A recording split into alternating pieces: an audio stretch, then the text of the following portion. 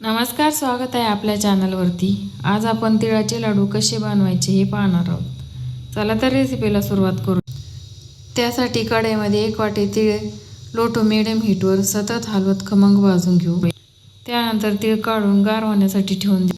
तीळ गार होतात तोपर्यंत कढईत 2 चमचे तूप घालायचे आणि जेवढे तीळ घेतले तेवढाच बारीक चिरलेला गूळ घ्यायचा आणि 1 चमचा पाणी घालायचे आणि व्यवस्थित मिक्स करत त्याचा पाक करून घ्यायचा। पाक करताना गॅस कमीच ठेवायचा आहे। मोठा गॅस केला तर गूळ जळण्याची शक्यता असते आणि लाडू व्यवस्थित होत नाही।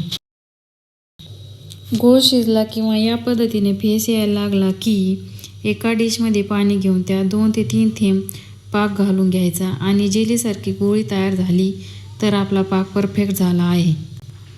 त्यानंतर गॅस बंद करून त्यात सुंठ वेलची पूड घालून भाजून घेतलेली तीळ घालून घ्यायचे आहे आणि पटकन व्यवस्थित मिक्स करून घ्यायचे आहे आणि या पद्धतीने तूप लावलेल्या ताटावर हे मिश्रण घालून घ्यायचे आहे।